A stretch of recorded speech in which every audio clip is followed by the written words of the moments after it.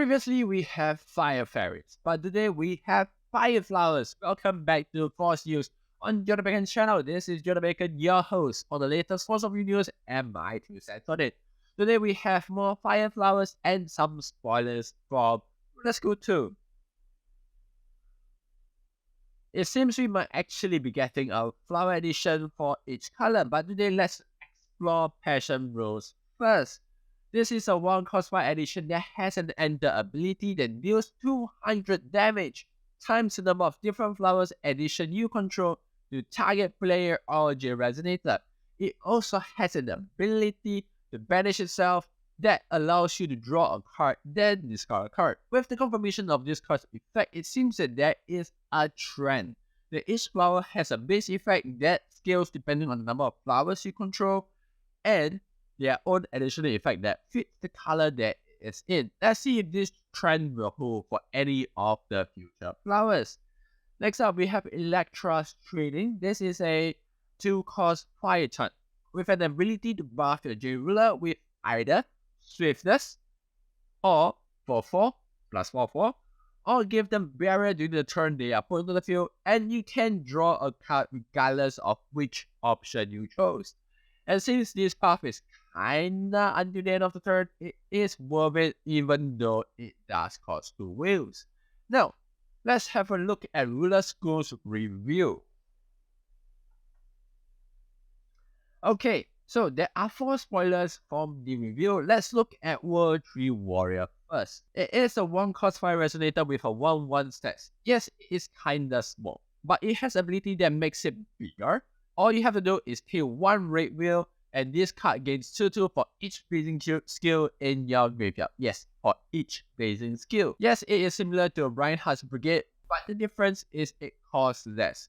Do not have Bloodlust, but do have a built-in Swiftness and Pierce. So which resonator is better? Let me know down in the comment section below. Next up, we have Dragon of Fragrant Olive, a 6-cost water dragon resonator with flying. Yes, it is a dragon that can fly.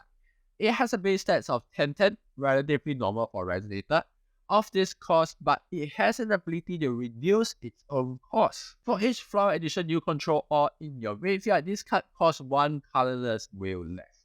Effectively, this card could be a 1-cost water resonator. When it is on the field, all your edition also gain turtle, and when it enters, you can put a target flower edition with 1 cost or less from your graveyard into the field. So if you're planning to play a flower deck, this is a must, and it protects your flowers, and it is just a huge big set. With this dragon, we will also recommend you to play Daiji, mass produced speed, as she can help you filter through your deck and get flowers in the graveyard. Plus, since it is a dragon, you can use Daiji's effect. Same reasoning with Glorious Little Moon. It just helps you get flowers in the graveyard, lower the cost. Once again, same for Arteries of Faith, but it has an additional function where you can throw the Dragon of Fragment Olive to deal massive damage. But the biggest question of them all is whether the dragon tastes as good as Olive. Next off, we have Googly Eye Chameleon. It is a 2-cost wind beast resonator with a 7/7 stats. But what is most impressive about this card is its ability. You can rest this card as a cost, and on resolution, banish a wind resonator to call another wind resonator from your deck with the same or lower cost. This does not seem much at first, but it can get insanely strong. It is basically a 1-card toolbox by itself that gives you access to any and all 2-cost and below wind resonator at quick cast speed. Some stuff we recommend will be like Mamu to add back stuff from your graveyard, Artemis to give you more will, Guardian of the Kingdom to give you stone advantage, and Zeke to protect your edition and Regalia and give you extra will. This is just but the tip of the iceberg. There are many stuff like wind cards that cancel stuff, for example Lorite. And if you can get a 3-cost wind resonator like Rachel on the board, you can banish the Rachel and call for stuff like Dre and Athena, which is absolutely insane. This card has so much potential, and it is only a common. Last card, we have Malefic 3 Ethereal. It is a 1-cost dark Ethereal resonator that you might be thinking, oh hey, it's Ethereal, we can play this with Reinhardt, Descendant of the Ethereal King.